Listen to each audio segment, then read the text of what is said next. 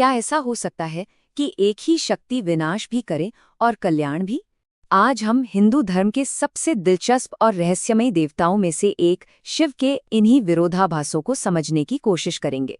तो देखिए, यहीं से बात और भी गहरी हो जाती है। एक तरफ शिव त्रिमूर्ति में विनाशक हैं, रुद्र के रूप में उनका क्रोध प्रलयंकारी है, लेकिन दूसरी तरफ उनके नाम शिव का मतलब ही है कल्याणकारी या शुभ करने वाला। ये दोनों बातें एक साथ सच कैसे हो सकती हैं? और यही सवाल हमें शिव के असली स्वरूप को समझने की यात्रा पर ले जाता है। तो चलिए इस पहेली की परतों को एक एक करके खोलते हैं और जानते हैं कि शिव का किरदार इतना आकर्षक क्यों है। इस सवाल का जवाब पाने के लिए हमें सबसे पहले शिव के विद्रोही रूप को देखना होगा।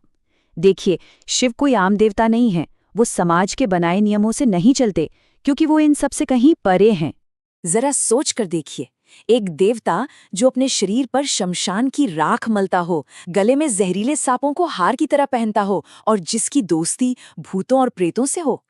समाज जिन चीजों से डरता है या जिन्हें अपवित्र मानता है, शिव उन्हीं को अपनाते हैं। वो जानबूझकर हमारी सोच को चुनौती देते हैं।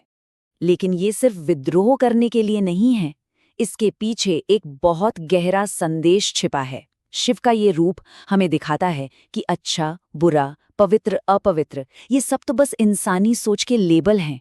असल में दिव्यता हर जगह मौजूद है, यहाँ तक कि उस अंधेरे में भी जिससे हम डरते हैं। तो चलिए अब शिव के एक सबसे प्रसिद्ध और शानदार रूप की ओर चलते हैं, नटराज यानी नृत्य के स्वामी।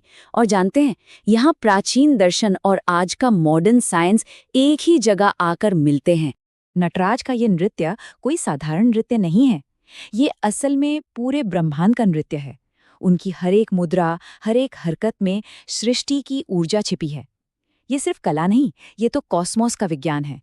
सोचिए, हजारों साल पहले हमारे ऋषियों ने ये महसूस कर लिया था कि ये पूरा ब्रह्मांड एक लय में, एक रिदम में चल रहा है। यहाँ कुछ भी स्थिर नहीं है। जन्म और मृत्यु, बनना और बिगड़ना, ये सब एक अंतहीन कॉस्मिक डांस का हिस्सा हैं। और इसी गहरे विचार को एक रूप देने के लिए उन्होंने नटराज की कल्पना की। उनका नृत्य हमें यही याद दिलाता है कि हर अंत में ही एक नई शुरुआत छिपी है। विनाश के बिना सृजन हो ही नहीं सकता। और अब जो बात सामने आएगी वो शायद सबसे ज्यादा हैरान करने वाली है। हजारों साल बाद आज का विज्ञान भी लगभग उसी नतीजे पर पहुंच रहा है।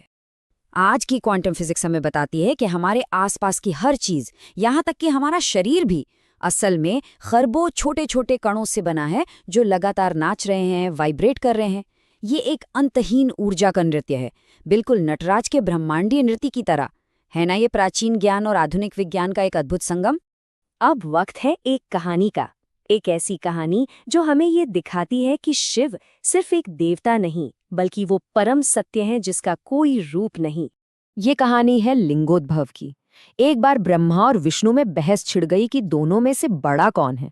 तभी उनके सामने आग का एक विशाल अनंत स्तंभ प्रकट हुआ। ये तय हुआ कि जो भी इसका छोर ढूंढ लेगा वही बड़ा कहलाएगा। विष्णु ने एक सुअर का रूप लिया और उसकी जड़ खोजने नीचे गए, और ब्रह्मा हंस बनकर उसकी चोटी खोजने ऊपर। युगों युगों तक वो खोजते रहे, पर किसी को भी उसका अंत नहीं मिला। जब दोनों हारकर वापस लौटे तो स्तंभ से स्वयं शिव प्रकट हुए। इस कहानी का मतलब बहुत गहरा है। यह हमें बताती है कि शिव सिर्फ एक देवता नहीं, बल्कि वो निराकार परम सत्य हैं। एक ऐसी शक्ति जिसका ना कोई आदि है ना कोई अंत। आग का वो स्तंभ उसी असीम दिव्यता का प्रतीक था। तो अब सवाल ये उठता है कि हम इन बड़े बड़े दार्शनिक विचारों से व्यक्तिगत स्तर पर कैसे जुड़ सकते हैं।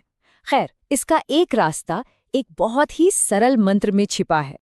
ओम नमः शिवाय।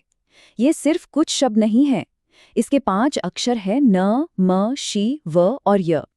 ये 5 अक्षर ब्रह्मांड के 5 मूल तत्वों को दर्शाते हैं: पृथ्वी, जल, अग्नि, वायु और आकाश।